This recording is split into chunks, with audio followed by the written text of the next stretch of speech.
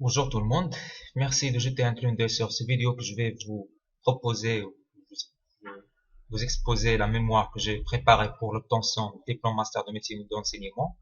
Le sujet de cette mémoire, ça va être la mesure des propriétés d'électrique et électrique à l'aide de l'impédance complexe. L'application, ça va être sur les matériaux de la tantalate de lithium. Alors, comme plan, je vais vous introduire, ou vous proposer une petite introduction. Dans le premier chapitre, on va jeter un clin d'œil sur les définitions et généralités qui sont essentielles pour comprendre les électriques. Dans le troisième chapitre, deuxième chapitre, pardon, ça va être la méthode d'impédance complexe pour mesurer les différentes mesures qu'on va utiliser dans les différentes mesures. Le troisième chapitre, ça va être une discussion des résultats qu'on a obtenus. On fait une petite conclusion. Alors, où peut-on trouver ces matériaux dits d'électrique? On peut le trouver principalement dans les condensateurs. Alors, au début, pour augmenter la capacité d'un condensateur, il suffit d'augmenter les surfaces. Pour cela, on avait des condensateurs assez gros. Les chercheurs ont trouvé que l'introduction d'un matériau d'électrique contre les armatures va nous permettre d'augmenter la capacité d'une manière impressionnante. Alors, la permittivité qui était du vide va devenir permittivité qui est égale à permittivité de vide multipliée par la permittivité relative. Alors, dans la partie troisième chapitre, ça va être l'étude de cette permittivité relative, qui se divise en deux parties, partie réelle et partie imaginaire. Alors, à cause de cette introduction des matériaux électriques, on a pu diminuer impressionnamment les volumes des capacités des condensateurs, mais en augmentant la capacité d'une manière extraordinaire. Alors, cette augmentation a des limites qu'il ne faut pas dépasser parce que ces matériaux sont sensibles à grande fréquence ou température. Alors, les matériaux généralement se divisent en trois grandes catégories, ceux qui sont appelés conducteurs, semi-conducteurs et isolants. Et l'électrique appartient au troisième groupe, ça veut dire isolant. Ils ne conduisent pas d'électricité car ils n'ont pas de charge libre de se déplacer. Mais ils peuvent se polariser. Alors, en appliquant un champ électrique entre deux armatures, on remarque que les dipôles à l'intérieur d'un électrique se polarisent. En augmentant le champ appliqué, la polarisation augmente linéairement. Alors, en augmentant la fréquence, on peut partir d'une polarisation interfaciale à une polarisation électronique, là où l'électron elle-même, avec le noyau, constitue les deux pôles d'un dipôle. Alors, parmi les 32 classes cristalines, on peut distinguer 20 groupes qui sont dits piézoélectriques. Alors, les piézoélectriques, ce sont des matériaux que si on applique une force, on remarque qu'il y a une différence de potentiel. Et vice versa. Alors, ces matériaux ont trouvé une application dans le domaine industriel pour créer des vibrations bien contrôlées. Parmi les piézoélectriques, on parle de pyroélectriques. Les pyroélectriques sont des matériaux qui sont sensibles à la chaleur. En augmentant la chaleur, on remarque qu'il y a une différence de potentiel. Alors, ces matériaux sont utiles pour détecteurs d'infrarouge. Les ferroélectriques, ce sont des matériaux qui sont utilisés dans nos ordinateurs ou portables et qu'ils ont une mémoire. Cette mémoire a une signature appelée cycle d'hystérésis. Alors, dans la partie pratique, on va trouver très souvent un graphe comme ceci. Alors, on va discuter par la suite la température de Curie. Alors, en augmentant la température, la permittivité elle-même augmente. À un certain niveau, elle commence à diminuer. Alors, cette température sépare entre deux partie ferroélectrique et paraélectrique. Alors, la partie paraélectrique, les deux pôles commencent à se dépolariser. On va avoir un désordre. Alors, la partie décroissante paraélectrique suit une loi appelée loi de Curie-Weiss, qui a la forme suivante. Alors, la constante C, appelée constante de Curie, ou plutôt Curie-Weiss, peut être distinguée ou peut distinguer deux catégories de matériaux selon sa valeur. Ceux qui sont dites transitions de type ordre à désordre et ceux qui ont une transition de type dispersif. Alors, la transition de phase. On a deux types de transition de phase. Là où la température de Curie est inférieure à la température de Curie, c'est une transition de premier ordre, de phase de premier ordre, ou là où la température de Curie Weiss est égale à la température de Curie, là on parle de transition de deuxième ordre. Modèle de Debye. Alors, la permittivité relative à l'équation suivante. Parfois, on ajoute un terme de correction pour là où on a de petites fréquences. Alors, on a dit la permittivité se divise en deux parties réelle et partie imaginaire. Avec un calcul mathématique de la première équation, on peut dériver les deux équations de la permittivité réelle et imaginaire, qui sont comme ceci. On va tracer les deux graphes de la permittivité réelle et la permittivité imaginaire. Alors maintenant, on va intégrer les deux graphes en un seul graphe, qui a une forme d'un demi-cercle. Ce graphe est appelé diagramme d'Argon, selon le modèle de Debye. Alors, la partie mesure, les mesures ont montré que les cercles, ou plutôt le centre des cercles, ne sont pas confondus avec l'axe des abscisses. D'où cool et cool vont introduire un terme de correction, alpha, compris entre 0 et 1, et l'équation précédente devient comme ceci. Une autre modification va voir jour, c'est l'introduction d'un deuxième symbole, bêta, compris entre 0 et 1, parce que les demi-cercles vers les hautes fréquences, alors vers la gauche c'est les hautes fréquences, vers les hautes fréquences, les cercles sont biaisés. Alors, la correction va devenir comme ceci. Et il y a une autre modification, ou plutôt intégration des deux corrections par Havliliak et Megami en une seule équation. Alors, il y a des cas particuliers, là où bêta égale à 1 ou alpha égale à 1. Là, on remonte aux équations précédentes, Cool et Cool-Davidson. Le deuxième chapitre, technique de mesure d'impédance complexe. Alors, tout d'abord, on prépare les matériaux qu'on va utiliser, on choisit les matériaux, on passe par un mélange, un montage, mélange, on fait un frittage.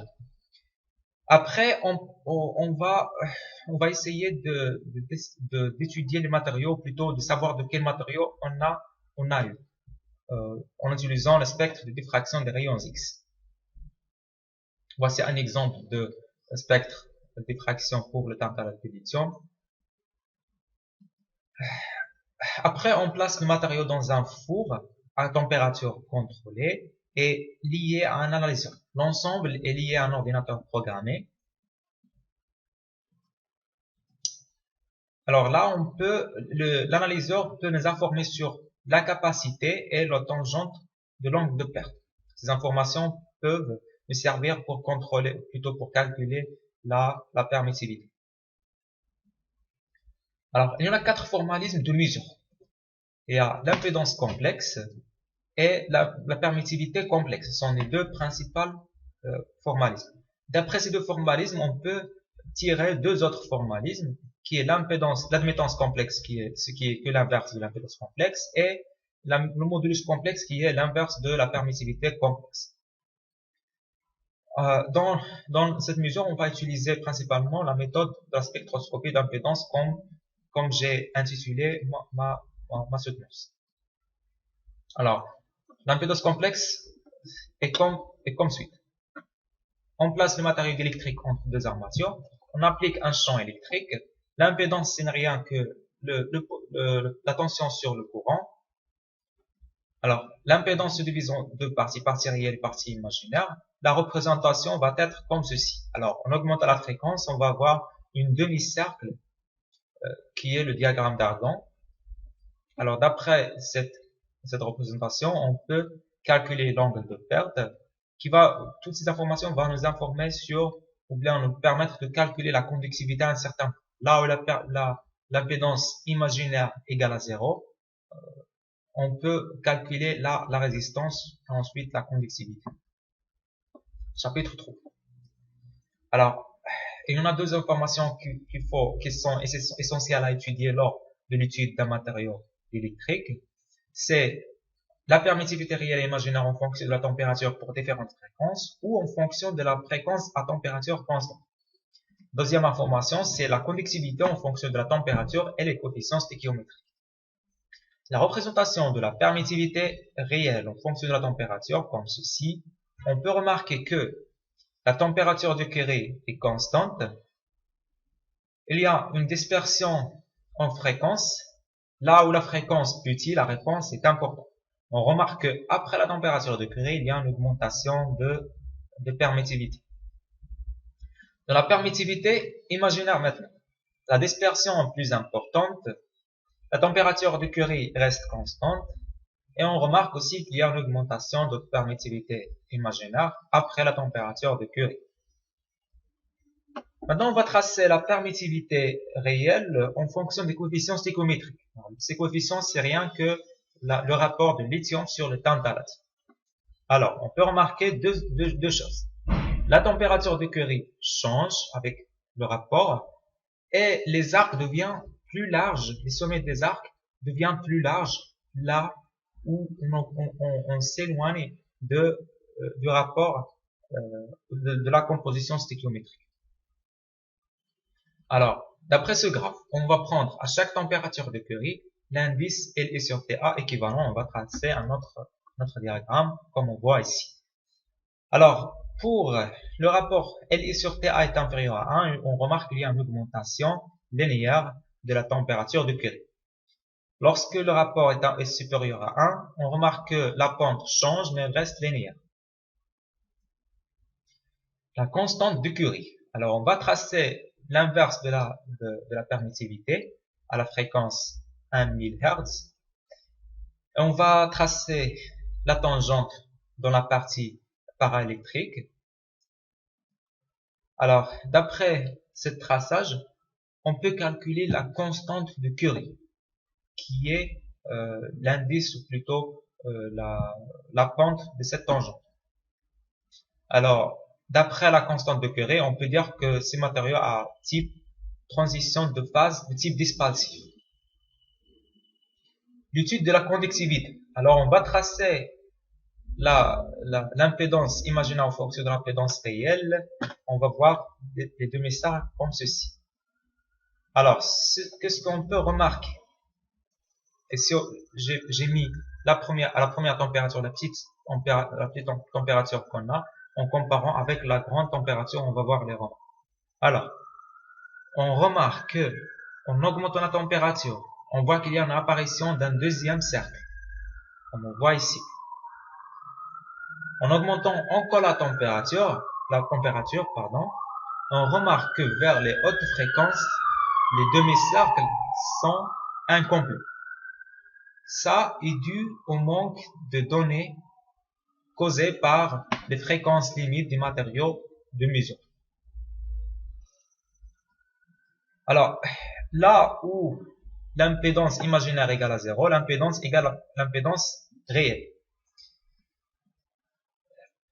qui c'est rien que la résistance. Alors, si on connaît la résistance, on peut calculer la conductivité. Si on connaît les surfaces des armatures, les surfaces et l'épaisseur du matériau qu'on utilise. Dans ce cas, on connaît la surface et l'épaisseur. On va tracer à chaque température la conductivité équivalente. Alors, ici, on va tracer l'inverse de la température, d'où la température augmente dans ce sens, le sens vers de droite à gauche. La température augmente dans le sens inverse du diagramme. Alors, on remarque qu'il y a une linéarité. Cette linéarité suit une loi appelée loi d'Arrhenius. On remarque qu'en augmentant la température, la conductivité augmente. Alors, d'après le graphe, on peut calculer l'énergie de l'activation, qui est partie de l'équation d'Arrhenius, la loi d'Arrhenius, et on peut calculer aussi la constante sigma 0. Alors, maintenant, on va tracer la conductivité en fonction du rapport lithium sur tantalate. Alors, on remarque que en diminuant le rapport de lithium sur le tantalate, la permittivité augmente. Elle augmente aussi, comme on vient de dire, avec l'augmentation de la température. Alors, comment peut-on expliquer comment la conductivité augmente avec la diminution de l'indice de stéchiométrie? Alors, ici, c'est la maille où les lithium et le tantalate, comment elles sont substitués dans un matériau. Alors, la conductivité est assurée par les cations, comme je viens de dire, parce qu'il n'y a pas de charge libre. Alors, pour substituer le lithium par le tantalate, il faut éliminer 5 atomes de lithium pour la remplacer avec un atome de tantalate, pour garder la neutralité, parce que le lithium a une charge plus 1 et le tantalate a une charge plus 5. Alors, cette substitution va créer des lacunes. Ces lacunes vont laisser des sites, ou plutôt vont faciliter le déplacement des atomes de lithium.